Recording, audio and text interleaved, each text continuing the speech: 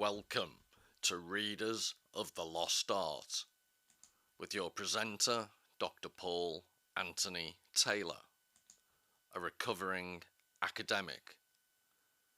And the title of today's talk is Epstein Island, for whom the bell tolls.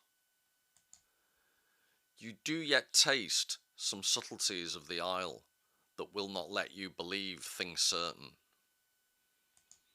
The Tempest, Act 5, Scene 1. O wonder, how many goodly creatures are there here, how beauteous mankind is, O brave new world that has such people in it. The Tempest, Act 5, Scene 1. What is an island that it should awaken feelings and fantasies within us? The word's history holds some clues. Latin, terra insula, land in the sea, became in English, isolated land, then simply island. The adjective insula becomes insular, or by itself. For many centuries, the word island has conjured images of boundaries separating the self from others, here from there. Islands are places apart. Joseph Meeker. Well, hi everybody. I hope I don't compare too unfavourably with Jeffrey here. Today I wanted to look at the concept of Epstein Island, but from a completely different point of view to the usual conspiracy theory type approach. And I wanted, as you've seen from the epigraphs, to explore the notion of the island in cultural history and in literature, and especially towards the end of the talk with regards to art, paintings of islands and what they symbolise. And in some sense, Epstein is the antithesis of the values that art projects onto islands, because islands are seen, as I'll explain shortly, almost as a metaphor for our brains, for our minds, for our imaginations, the self-enclosed space, slightly divorced from the rest of the world, but still related to the rest of the world. And to a large extent, Epstein took that idea and completely, well, he abused literally and metaphorically the concept, and also, to the extent that he had any imagination, it was incredibly banal. He used it for the misuse of power and wealth. So I think he provides a powerful antithesis to all the wealth that you can find in literature and culture, which continues this channel's theme about the last few videos I've looked at the way in which the rich, the way in which they might be rich in monetary terms, but they lack mental wealth. And I think Epstein continues that theme. So to provide the overview, I'm going to start with the John Donne poem. Well, this is it. People think it's a poem, and I've just said it myself. It's not. It was taken, the "No man is an island" quote, from a sermon he gave, which I'll show you in a minute. And in a sense, Epstein, again, sorry to repeat myself, but he's the antithesis of this idea. He thought he could be an all-powerful island all to himself, and the way he mistreated people was indicative of him seeing himself as an island unrelated to the rest of humankind, apart from certain equally disturbed individuals. So from that, I want to explore the concept of islands of banality, because I've long had this interest in the concept of banality. So Hannah Arendt wrote this brilliant book, Eichmann in Jerusalem, about the trial of Adolf Eichmann, when Israeli Secret Services extradited him from Argentina, I think it was. And he was held on trial, and the theme of that book, it's where the phrase, the banality of evil, comes from. Hannah Arendt, in court in Jerusalem, just sees this bespectacled, I think they were tortoise-shell round spectacles he had, and if you thought of the horrors he was responsible for, He just seemed this completely unprepossessing man. And I have often thought of that phrase, the banality of evil, reversed. So it's the evil of banality. And I think a lot of harm in the world is due to the way in which we fail to acknowledge the very powerful effects banal ways of thinking can have. So I tend to pick on popular culture and some of its banal aspects, but on an everyday basis, the banality of bureaucratic thinking, that if you ever try and do anything with a public facing service or governmental body, this almost anti-human, the system's not set up to help you, the system is set up for itself and the people who work for it, and the process is everything, and it's often completely lost touch with any notion of end product. And this is one of the interesting aspects of both technology and bureaucracy, and especially when they combine together. So this concept of banality, and I'd suggest that the art I'm going to show you is an antidote to that type of banality. It's based upon a completely different set of values. So to do that, I'm going to show you concepts of the island as a metaphor, and this is all a very long-winded, this video, very long-winded introduction to Shakespeare's The Tempest, which I think has profound parallels, resonances. It's just an incredible resource to think about people like Epstein and his notion of an island. And from The Tempest came other, I think, brilliant works of literature. So W.H. Auden's The Sea and the Mirror. I found it really difficult but incredibly rewarding. We'll talk about it at a future date, but basically it's set as if there's been a performance of The Tempest and then the stage manager and the cast address the audience. It's Auden imagining a scenario where the characters in character, yet having just been characters in a play, address the audience. And it's just it's beautiful, some of it, and incredibly profound. And then Browning did this long poem called Caliban upon Setebos. Setebos is the god. Caliban is this creature we'll talk about in a second in The Tempest. This half man, he's described in various weird ways. He's almost half man, half fish, sea creature type thing. And Setebos is the god that his mother worshipped, who was a witch. Sycorax, I think she was called, and it's just a weird but stunning poem about Caliban, this weird half-human creature, thinking about the god. So the whole poem's from the point of view of Caliban. It's very odd. And this is just to show, and I've just mentioned two, that, many more Shakespeare's The Tempest has influenced. It's such a rich resource. So I'll be looking at that in a future date. So I just thought I'd allude to it at various points today, and the character Caliban will come up later. So that's what I was saying. Epstein, Prospero is a figure in The Tempest. He's this magician like the Duke of Milan, this powerful political figure, but also he thinks he's a practicing magician. He studies magic and uses that magic throughout the play. And in some ways, I think Harold Bloom, the critic, referred to Prospero as a type of anti-Faust. And again, at a future date, when I'm talking about The Tempest, I'd like to talk about Goethe's Faust, which is the original, and then Christopher Marlowe. In Goethe's Faust, it's quite, maybe I'm just weird, but there's quite a funny ending where Faust his soul gets carried off by angels, and Mephistopheles, the devil, is distracted and isn't able to stop him being carried back to heaven by angels because he's distracted by in a pederastic way towards the taut buttocks of the cherubs. And I never thought people don't tend to think of Goethe having much of a sense of humour, but maybe it's just me. It's very funny, actually. And then in Christopher Marlowe, he actually does get taken down to hell. So there's two completely different endings. But the spirit of Caliban, so in The Tempest, there's this ambivalence On the one hand, there's Prospero and the concept of this magician, or I'll talk about it in a future video about it could be seen as a metaphor for Shakespeare pulling the strings as a theatre director and playwright. So there's Prospero doing all that, controlling the narrative and how things pan out in the play.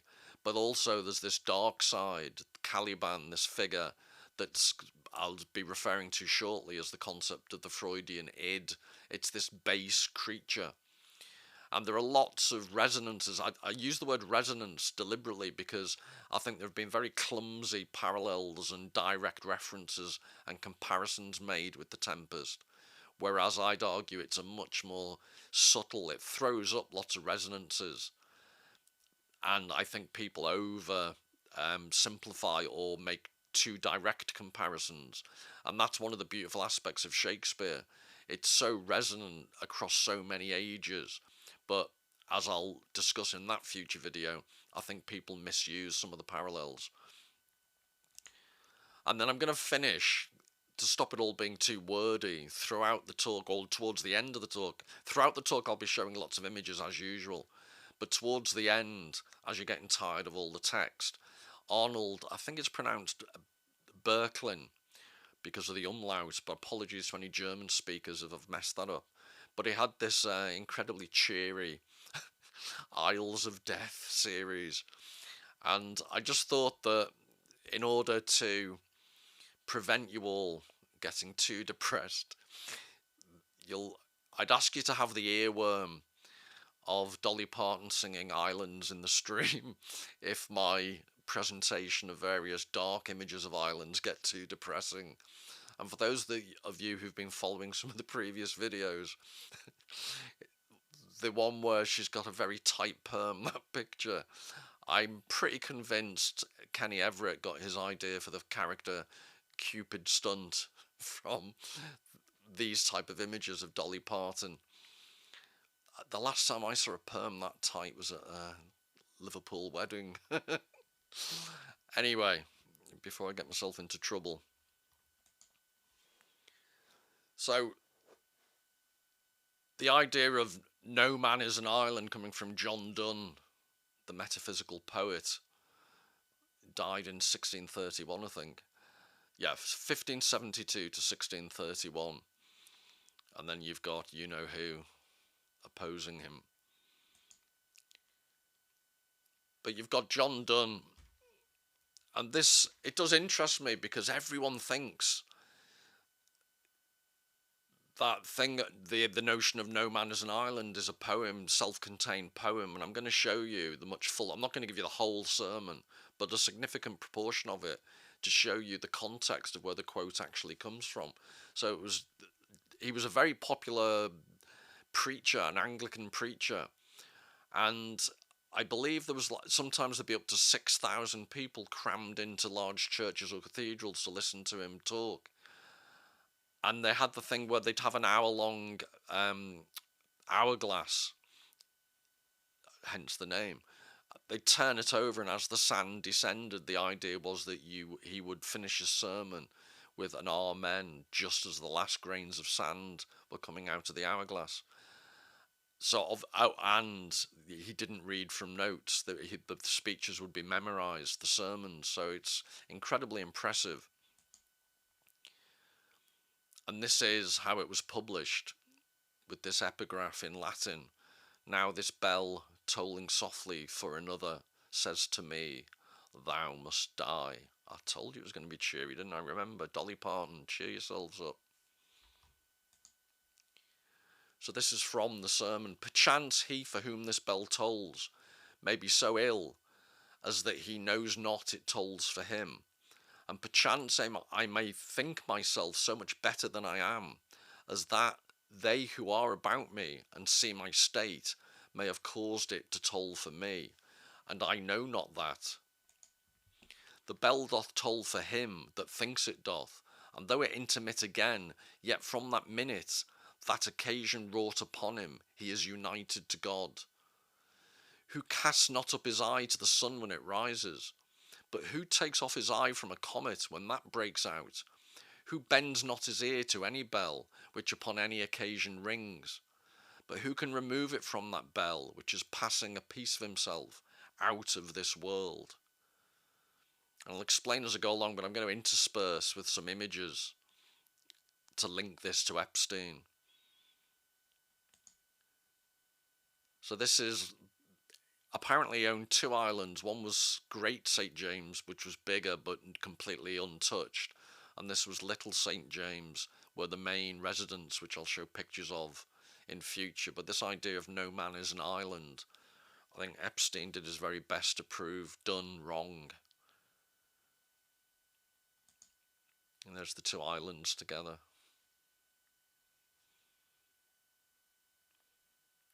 And continuing on with Donne's sermon. This is the original quote that everyone's familiar with. No man is an island, entire of itself. Every man is a piece of the continent, a part of the main. If a clod be washed away by the sea, Europe is the less, as well as if a promontory were, as well as if a manor of thy friends or of thine own were. Any man's death diminishes me, because I am involved in mankind, and therefore never send to know for whom the bell tolls. It tolls for thee.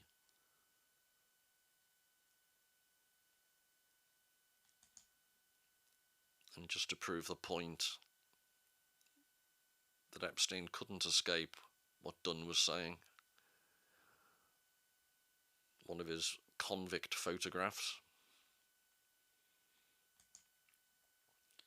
And this is, don't please, I'm not trying to evangelize, but I'm just wanted to give the quote in the context of the sermon. But this all goes to the notion of being a part of a wider humankind, which I would argue Epstein stood against that value. So there's God towards the end, but for any non-believers, please don't be put off. I think it's relevant irrespective of whether you're religious or not. Affliction is a treasure, and scarce any man hath enough of it.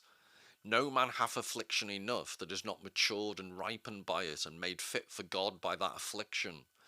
If a man carry treasure in bullion or in a wedge of gold, and have none coined into current monies, his treasure will not defray him as he travels. Tribulation is treasure in the nature of it, but it is not current money in the use of it, except we get nearer and nearer our home, heaven, by it. And he goes on in a second, he'll explain why he thinks affliction. It's a very Christian idea that suffering is somehow good. And in future, I've mentioned Schopenhauer in the past, but Schopenhauer would be completely against this. But the reason he's arguing this is, as you'll see, it relates to the concept that we are all humankind, part of a shared existence.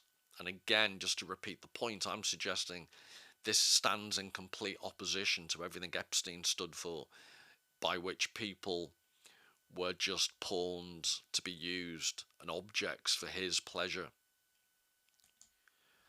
Another may be sick too, and sick to death, and this affliction may lie in his bowels as gold in a mine, and be of no use to him. But this bell that tells me of his affliction digs out and applies that gold to me. If by this consideration of another's danger I take mine own into contemplation, and so secure myself by making my recourse to my God, who is our only security. So that second paragraph is all about the way in which other people's suffering should be a way of us empathizing and relating to them. And Epstein's whole lifestyle and whole architecture, literally and metaphorically, of his life, this is the tackiness of the actual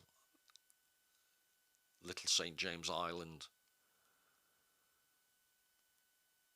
And almost it's like an Aztec temple, isn't it?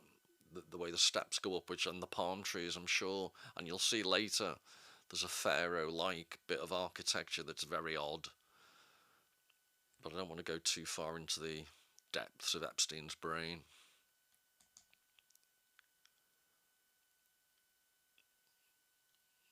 But there. was the compound.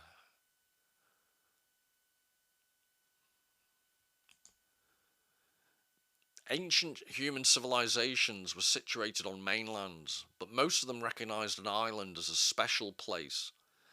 Its importance, says Yi Fu Tuan, lies in the imagination, explaining that it symbolizes a state of pre-lapsarian innocence and bliss, quarantined by the sea from the ills of the continent.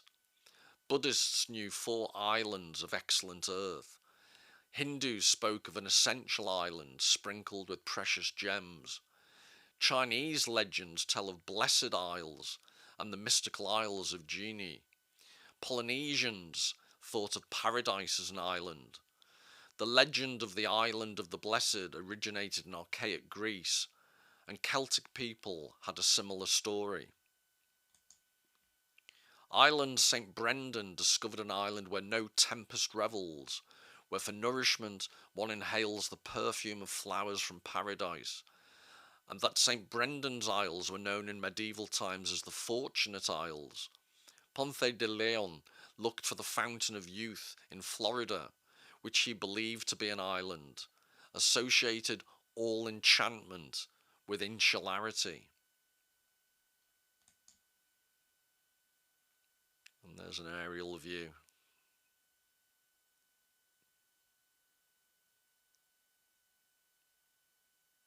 And as I said, in a future video when I look at the Tempest in detail, I'm just fascinated by this, the way in which the island is both separate. It's obviously joined to reality by the sea, but also it's this separate space. And the way in which Epstein thought of himself as separate and special.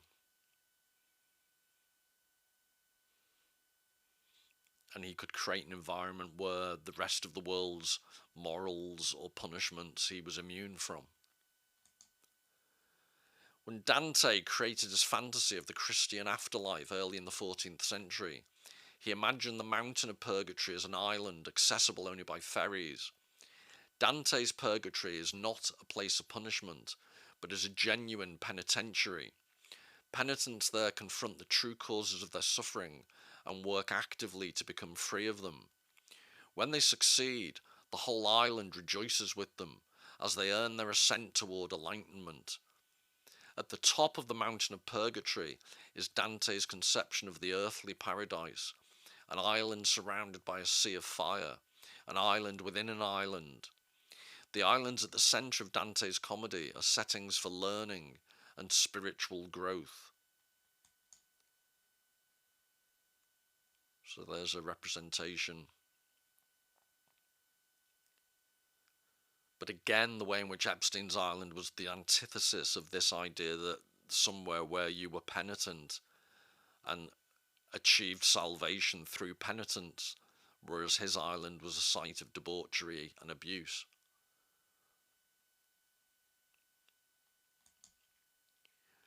Utopian literature, following the example of Thomas More, often uses islands to satirise and critique the habits of mainland societies, and to describe a constructive island way of life that avoids mainland evils and demonstrates positive alternatives.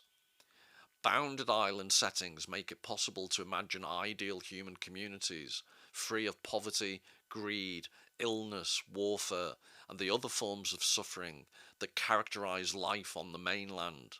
And I'm sorry to belabor the point, but you should be able to see by now. Obviously, again, Epstein's Island was the complete antithesis and reversal of this concept of utopia. It was a utopia for him and some of his evil friends, but obviously not for any of the victims. But islands have a darker side as well. The water boundary that limits the influence of mainlands upon islands can, of course, also be used to make islands places of confinement. That is why islands have always been popular places for prisons and for exile of unwanted people. Alcatraz and Rikers Islands are well-known American prison islands, but there are hundreds of other islands around the world that are places of incarceration for criminals, the insane, and the diseased. And also Epstein.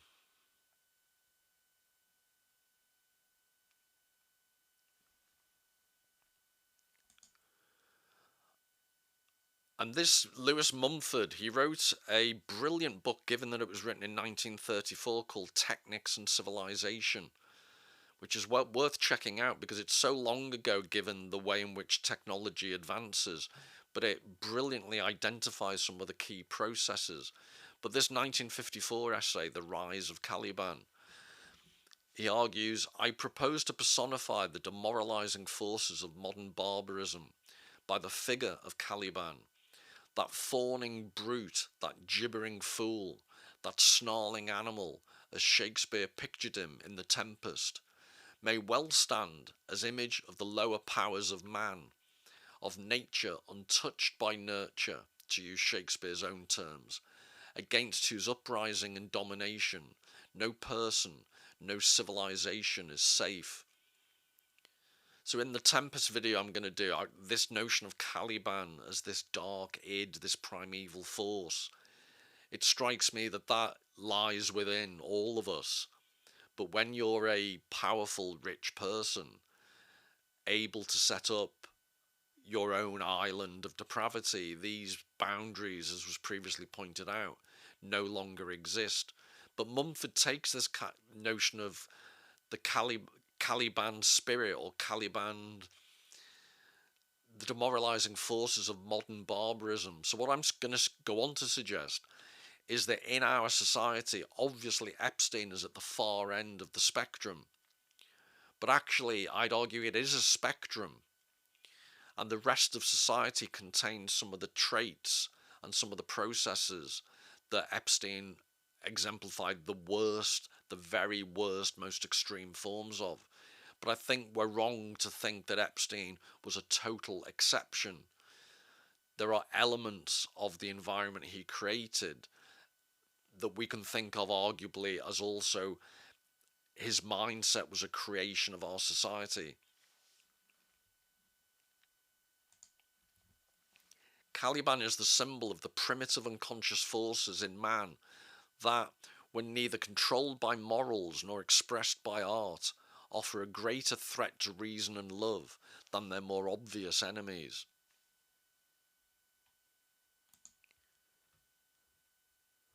So this idea of, as we're saying, the concept of the Freudian id, by definition, the id is basic to every other part of the personality, so long as it is attached to the whole, a cooperative member of a federated constitutional government. The id is neither good nor bad. It's undifferentiated and undirected vitality. However, seems as incapable of choosing goals that will even ensure its own survival. As Freud pointed out, the id, being the helpless pleasure principle, has no hold on reality. In its unmodified state, before it has accepted it, constitutional government shows many infantile, irrational, even criminal characteristics. So what I'm going to suggest as we go along is just to repeat, Epstein and people like him are obviously at the extreme end. But I hope you could see by now the way in which, if you think of the spirit of Caliban, if you think of the Freudian id, if you think of all the selfish, irrational, conceptually underdeveloped pressures that we have in our society, that rather than being repressed are almost encouraged, as I'll provide examples of later. This idea that without proper mix between the id, the ego, and the superego, this concept that many infantile, irrational, and even criminal, so Epstein's the even criminal, but the infantile and the irrational surrounds us at the moment, like arguably like never before, and I'll provide some illustrations. We behold the id in its unmodified state in the juvenile delinquent who murders a passing stranger for the pleasure of the experience. Like a little child, it is capable of saying, I will kill you, when it only means stop bothering me and go away. In other words, this emotional incontinence that is everywhere today. Or it will shout, you are a traitor, when all it means is that the hated creature holds a different opinion about matters whereon the id, with its feeble grip on reality, sees no possibility of difference, when it breaks loose from the whole personality, the id actually carries out these imbecile acts. And then my favourite illustration of this, apologies, but it makes me giggle every time I see it. I shouldn't, but the anti-Trump protester who just was emotionally overcome to the extent she, they, them became an instant meme. This animalistic, primeval, vulpine howl against the injustice of not getting your own way. It became a meme, I'm sure, because it just sums up so much of what's wrong with a society that constantly whitters on about diversity, and yet there isn't allowed to be any diversity of opinion. People who fundamentally disagree with each other end up shouting at each other. There is no genuine discussion, hardly anymore. I don't want to over-egg the pudding, but I think most people would accept we don't live in particularly discussion-orientated, constructive times.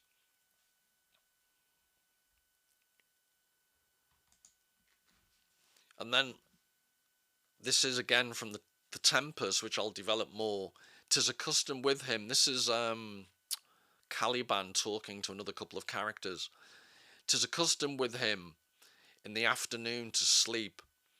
There thou mayst brain him," in other words, bash his brains out, "having first seized his books, or with a log batter his skull, or paunch him with a stake, or cut his weasand with thy knife." Sounds painful. "Remember first to possess his books, for without them he's but a sot as I am, nor hath not one spirit to command. Burn but his books." So this is Caliban trying to get his own back at Prospero by thinking if the books are burned, his power will be gone as a magician. And what I want to develop is this idea of, I'm going to be quoting from a guy called Leo Löwenthal, who was a German Jewish intellectual who went and lived in America to escape what was happening in Germany in the 1930s. And he talks about burning books. And what I want to get you, or ask you to think about, is that we no longer, books aren't burnt. They don't need to be.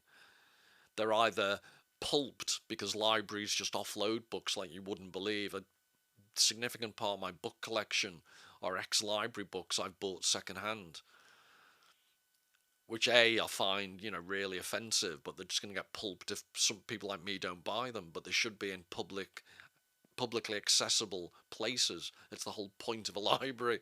Or am I missing, the point? But I'm asking you to think about a world in which you don't need to burn books. They're either just become discontinued and pulped, or we live in a world where the pressure or the ethos or the value of reading books is completely defunct. So from The Tempest, set on an island imagined by Shakespeare,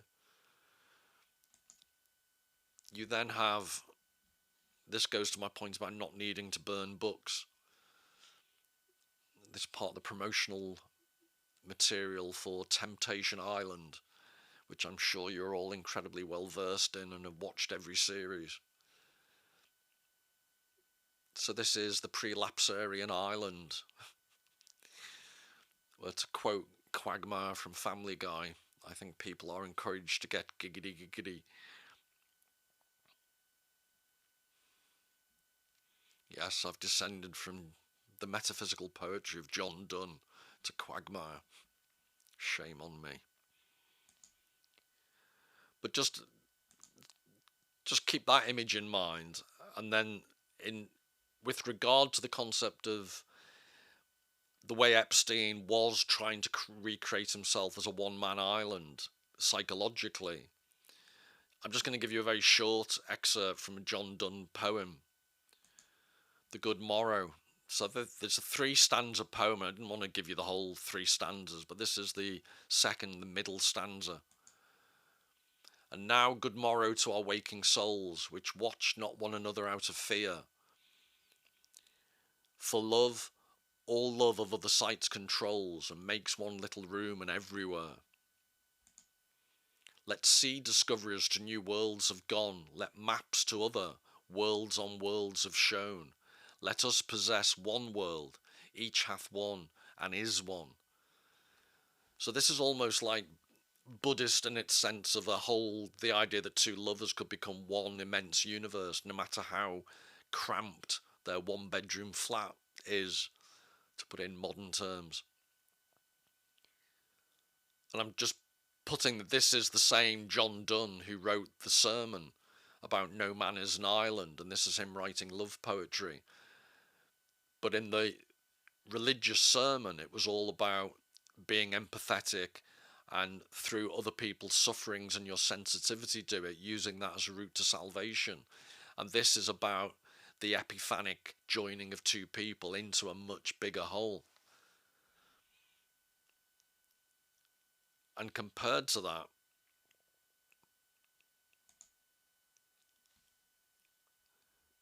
again, Temptation Island, new paradise, same desires.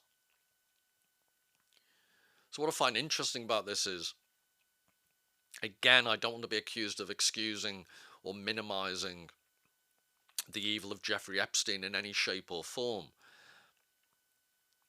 But he, again, if you think of him at being at the end of an extreme spectrum, I would argue this is also on the spectrum, though.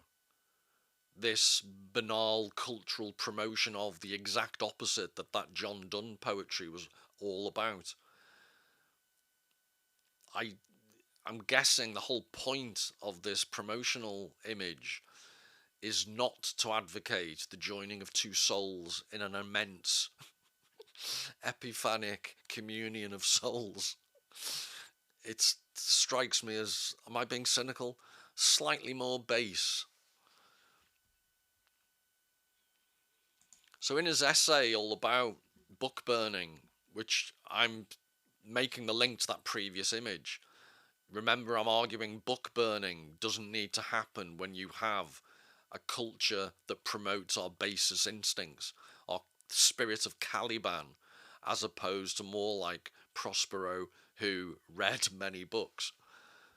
So Löwenthal had this concept of three aspects of book burning: the erasure of history, and in our times no one's allowed, or past cultures are weirdly judged by our standards, and there's a huge pressure to pull down statues that remind us of that things were different. So when LP Hartley in The Go-Between says the past is a foreign country, they do things differently there. It's the opening lines of The Go-Between. In these illiterate times, you're not allowed to come to terms with the fact other people in other periods of history may not have shared your values. So the people who don't burn books today still adhere to this type of attitude. Then the contemporary extermination of carriers of illnesses and epidemics hostile to the prevailing political system.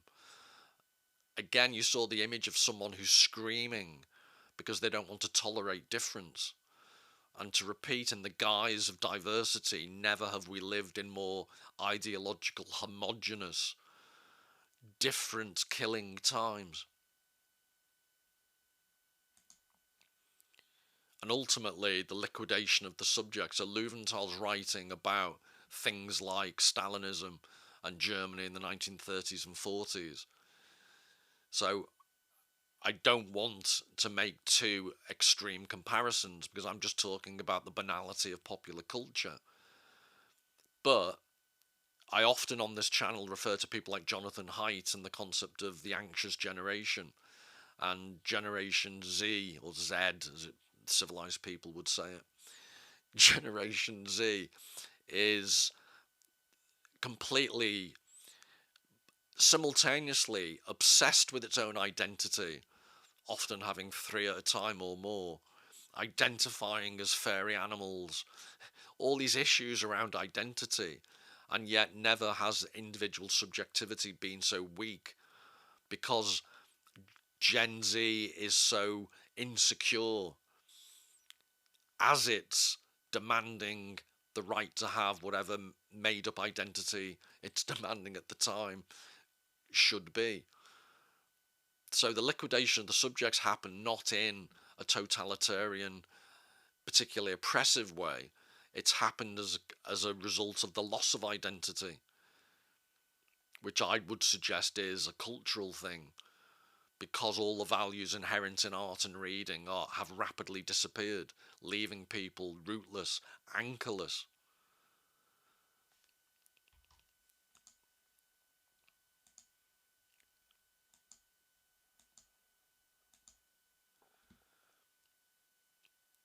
And then this is a weird, I won't spend too long on it, but am I being odd thinking this is almost like a pharaoh's little building on Epstein Island?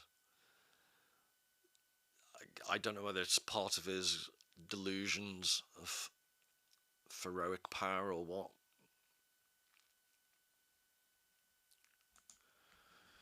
But again, from the Löwenthal essay, I return now to Caliban, his ferocious plan to rupture domestic tranquility. Destroying books, murdering the head of the household. So I've given you that quote previously from The Tempest. Dishonouring the daughter of the house, so he attempts to assault Miranda, the daughter of Prospero, is emblematic of the context in which book burnings take place. The expunging of memory, the expunging of the specific, the declaration of war on the individual, the relapse from the continuity of meaningful history into nothingness, chaos, and finally, the transformation of historical space into brute nature. In every dictatorship, individuality, the idiosyncratic critical subject, is intolerable. So I'm not claiming we live in an actual dictatorship, but I do find it interesting that actual individuality of a genuine sort is subtly and none too subtly today often discouraged. The idiosyncratic critical subject is intolerable. Get with the program, get with the ideology, don't dare speak out. And whatever happens, don't read a book. Those in possession of absolute power want to exterminate everything that interprets history, either religiously or rationally, that signifies the historical anchoring of the past, present, and future. And I've spoken about this cancelling of history, in this video and in previous ones. Whether it's Stalinist reaction or the reactionary Chinese Cultural Revolution, it's always the same. Now, this is the bit where I depart from Löwenthal, because he's writing in the 1950s, I think this was.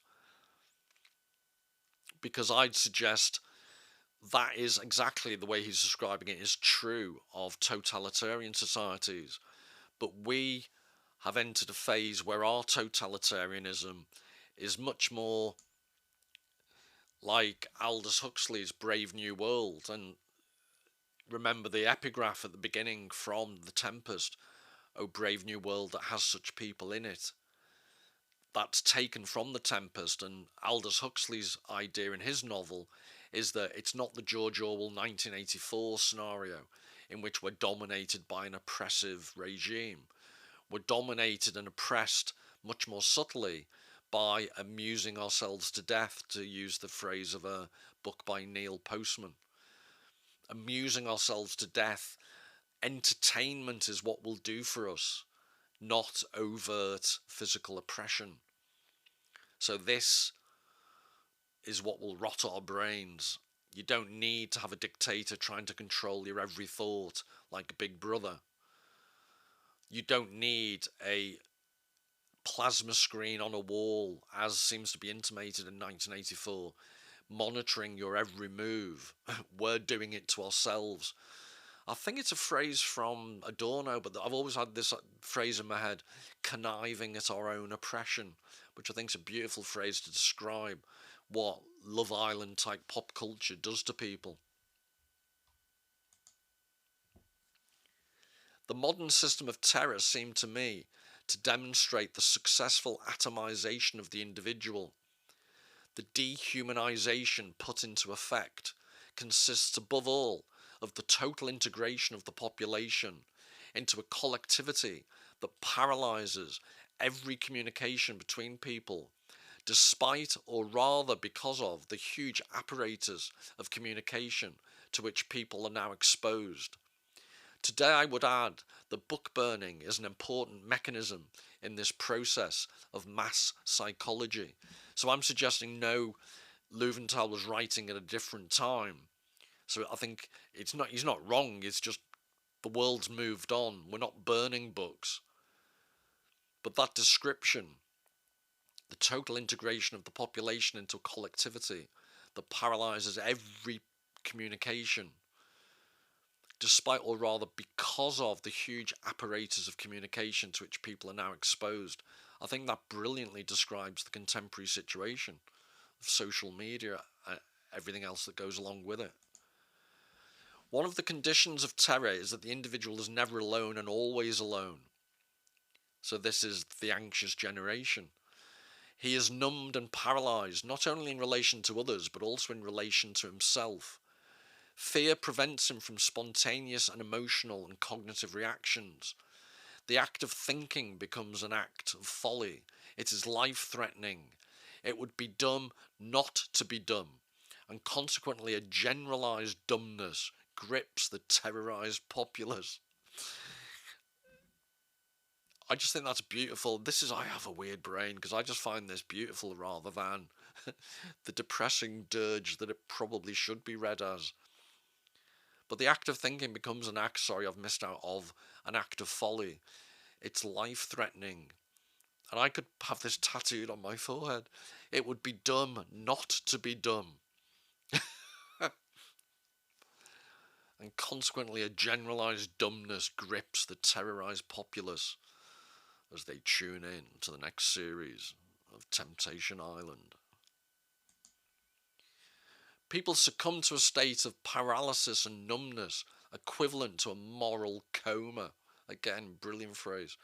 Certainly, the transformation of a person from an individual whose essence entails continuity and of experience and memory, in other words, traditional culture, to a mere bundle of fragmented reactions, social media, has far more reaching consequence among the imprisoned, defenceless victims of terror than among the so-called free people in a totalitarian society. The difference, however, ultimately only one of degree.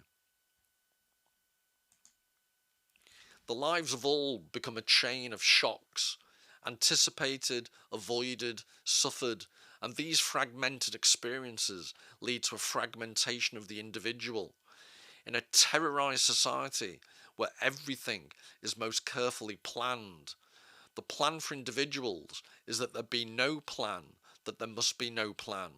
The human being becomes a mere object, a bundle of conditioned reflexes with which he learns to react to innumerable manipulated and calculated shocks. Forgive me, did I say I was writing this in the 1950s from memory? I need to look this up and I'll put it in the description, but I think he gave this as a talk, Löwenthal, in 1983. I did have it in my mind, apologies for having forgotten. I think it was 1983, he gave it at a conference that was about the anniversary of something like Kristallnacht, where they burnt books. It wasn't Kristallnacht, but something similar. It might have even been a much earlier historical book burning, because obviously book burnings have taken place throughout history. But there was a certain anniversary, and I'm pretty sure it was 83. But again, I just love the writing. The human being becomes a mere object, a bundle of conditioned reflexes, which he learns to react to innumerable manipulated and calculated shocks. Manipulated and calculated. And that's the whole premise of these carefully designed. And I should apologise to everyone who's not British who's watching, because I do think we gave this to the world. I'm not sure we were the complete originators, but I think the UK TV industry pioneered reality TV guff. and it's one of the few exports our rain-sodden island has been even vaguely successful at for many decades. Bitter, moi. But you can just see the kitschy presentation of this is what an island is in the popular imagination of the culture industry. And to oppose that, I'm going to show you now, finish off the talk with a series of images from Arnold Böcklin and his take. So if you can keep that image in mind.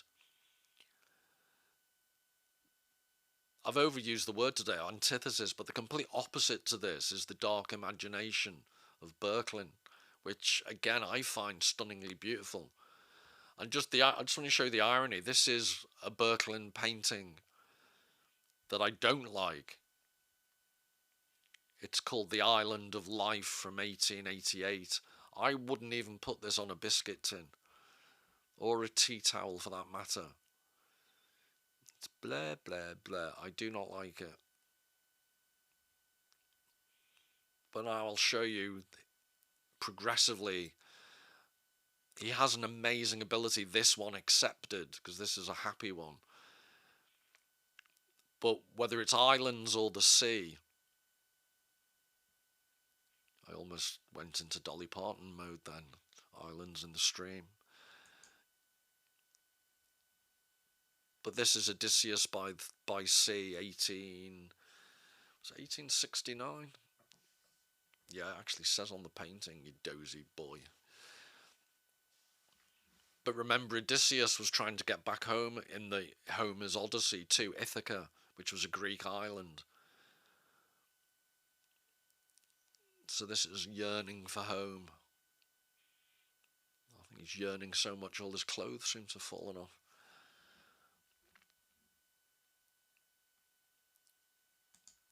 And this is a painting I've shown before, Ulysses and Calypso. So Ulysses being the Romanized version of Odysseus. And he's trapped on an island with the nymph Calypso, who's looking like she wants to be a bit nymphy, and he's not interested. And again, it's the idea of being on an island looking for home.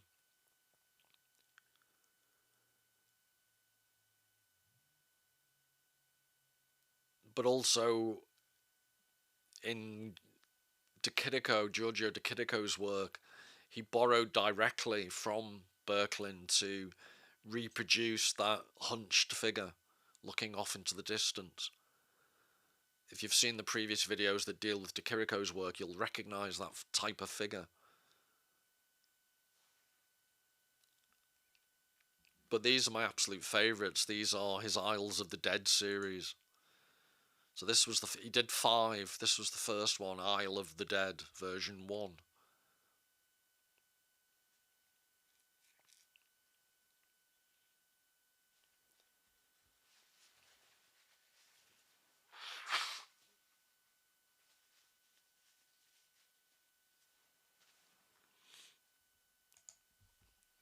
Version 2.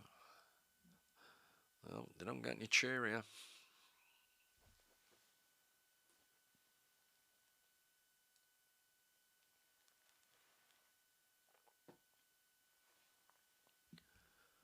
I'll tell a lie actually, because this one a bit brighter.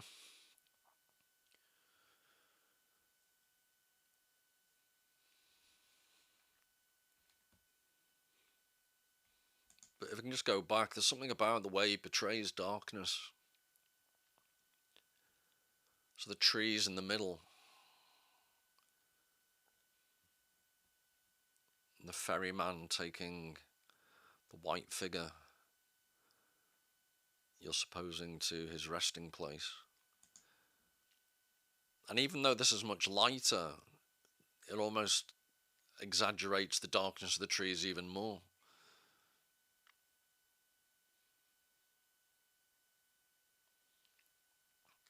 And then the next one, sadly, it's just a black and white, poor reproduction photograph, because the original was destroyed in the Second World War, which is a shame.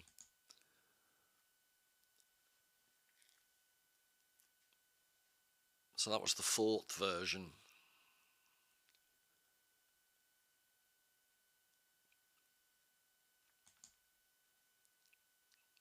And then this is the 5th version.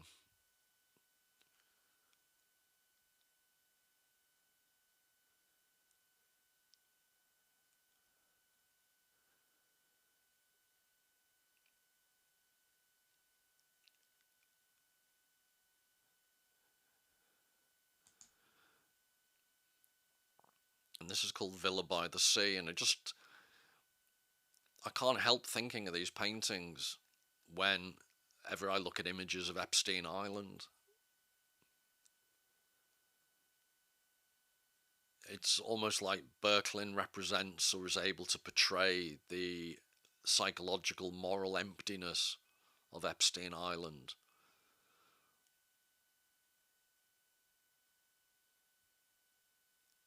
I just love it. It's like the porticos, you can see through them. So it's such a solid structure, but it's completely empty inside.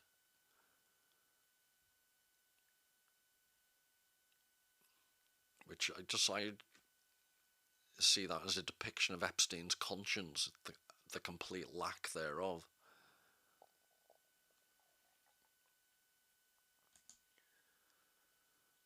Again, this is called Villa by the Sea. This is the circa 1865, and again the figure.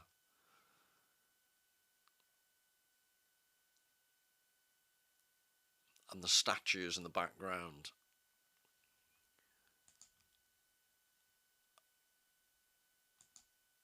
And you can see there's replication of the statue on top.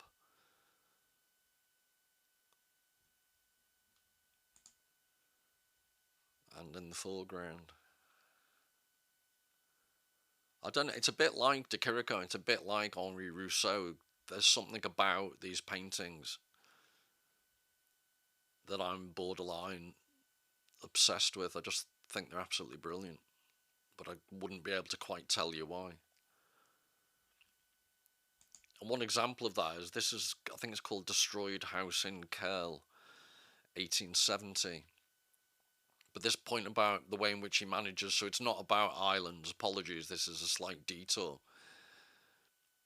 But the shell of a building, I think the people he draws are like statues when they're not statues, and the buildings he paints,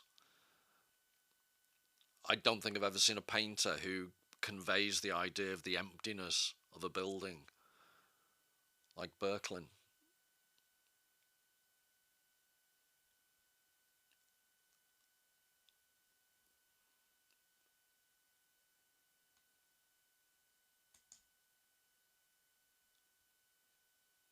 And then I think this, again, I mentioned the statues on top. But the young woman in the foreground, I think, is particularly poignant if you're thinking of this in the context of Epstein Island.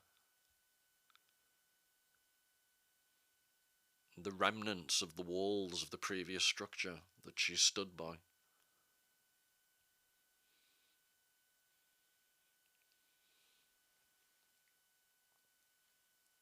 Again, they did a series called Villa by the Sea. This is Villa by the Sea, 1878.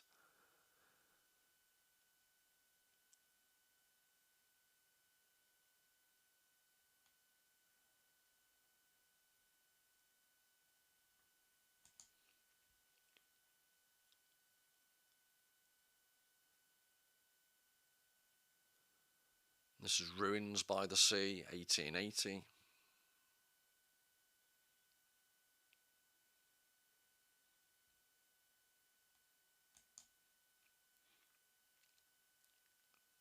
This is Prometheus Landscape from 1885.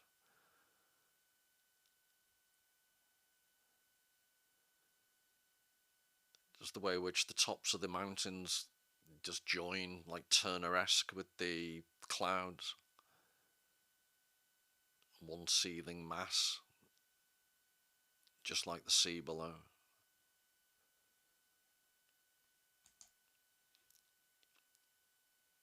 And then for some reason, this is one of my absolute favourites.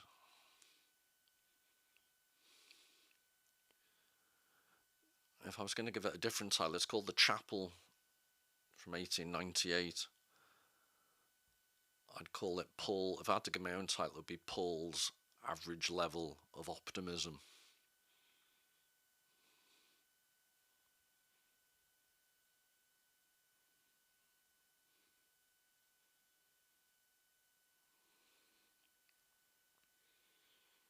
Just to finish up now, we know all the damn silly things we've done for 1,000 years, and as long as we know that and have always have it around where we can see it, someday we stop making the goddamn funeral pyres and jumping in the middle of them.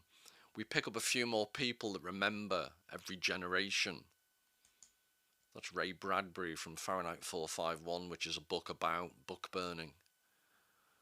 So that's his optimistic take, that it just takes a few people each generation to remember. This makes one deride the stupidity of people who believe that today's authority can destroy tomorrow's memories. All that tyrannical conquerors and imitators of their own brutalities achieve is their own disrepute and their victims' renown. Tacitus, The Annals of Imperial Rome. And I wanted to finish with that because I think it provides the perfect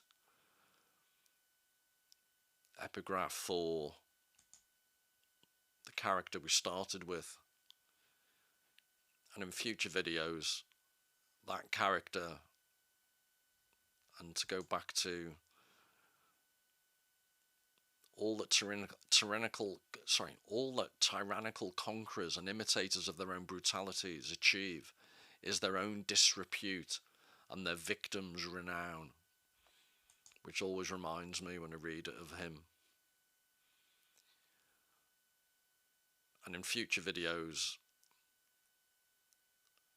it will be Epstein explored through Caliban from Shakespeare's The Tempest.